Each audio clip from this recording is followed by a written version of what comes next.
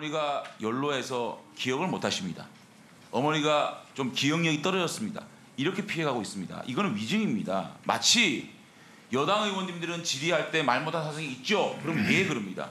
그럼 저는 거기에 대해서 질문을 계속하면 저는 뭔가 말 못할 사정도 들어보지도 않는 그런 사람이 되는 거예요, 지금. 저는 전라도 사람이고 남편은 부산 사람이다 보니까 그 외에도 이제 종교적인 이유로도 갈등이 좀 심했습니다. 저희가 굉장히 심한 반대를 무릅쓰고 결국 결혼하는 과정에서 우여곡절이 많았습니다. 그런 사정이다 보니까 어머니가 하시는 일에 뭘 어떻게 하지를 못했던 좀 그래서 이제 어머니한테 맡겨놓고 어머니 하시는 대로 그냥 두었는데 그게 그래서 이런 이야기를 한다는 게 너무 가정적인 일이어서 너무 해야 되나 말아야 되나 제가 너무 고민이 돼서 사실은 솔직하게 말씀을 드리고 싶어도 이게 가정사라 말씀을 못 드리겠다 이렇게 했습니다.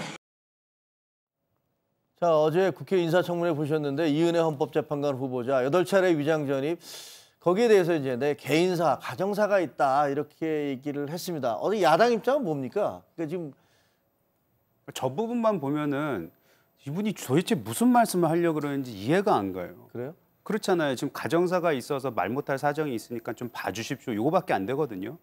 만약 청문회를 통과하고 하려면은 가정사이고 그것이 불행하다 하더라도 지금 청문회 문화가 뭡니까? 미안하지만 그럼에도 불구하고 당신의 자질이 되는지 또 진짜 이유가 타당하다면 그것도 들어보는 것을 우리 국민들한테 보여주고 국민들한테 그래 그런 사유가 있으니까 이거는 우리가 인정해 주거나 또는 이해해 주자라는 그런 동의를 얻어내야 되는데 나는 뭐 밝힐 거는 밝히지 않고 불쌍하니까 좀 봐주세요. 그래서 저는 이런 불법 행위를 했습니다.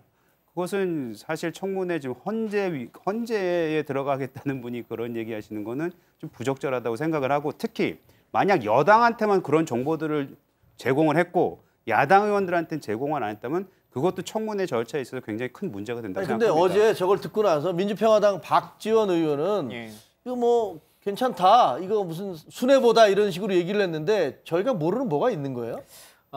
사실은 이제 후보자도 그렇고 인사청문회 준비팀이라고 하는 것이 있을 텐데 그곳에서 조금 대처가 미흡한 것이 아닌가 싶습니다. 그러니까 사전 질의로 충분히 저런 질문들을 받았을 텐데 그랬으면 공개적인 문서로 답을 할 수 없을 때는 개별 의원들에게 찾아가서 상황들이 이렇다라고 하는 걸 설명했으면 해결될 문제일 것 같은데요. 아마 그래서 박지원 의원도 그렇고 그 외에 이제 다른 이후의 야당 의원분들도 잠시 후의 시간에 설명을 좀 들은 걸로 보여집니다. 그러면서 이게 충분히 공개할 수 있을 만한 어떤 문제라고 보기엔 좀 어렵고 후보자가 말한 것처럼 가정사와 관련한 문제이고 이게 뭐 경제적인 이익을 얻거나 아니면 좋은 학군을 가기 위한 어떤 문제다라고 볼 수는 없다라고 하는 부분에서 일정 정도는 동의된 것 같아요. 그래서 좀 넘어갈 수는 있을 것 같은데 다만 그래도 이 정도의 위치까지 오르려고 하면 어느 정도의 정무적인 감각들도 조금 더 갖췄으면 하는 아쉬움은 좀 있습니다.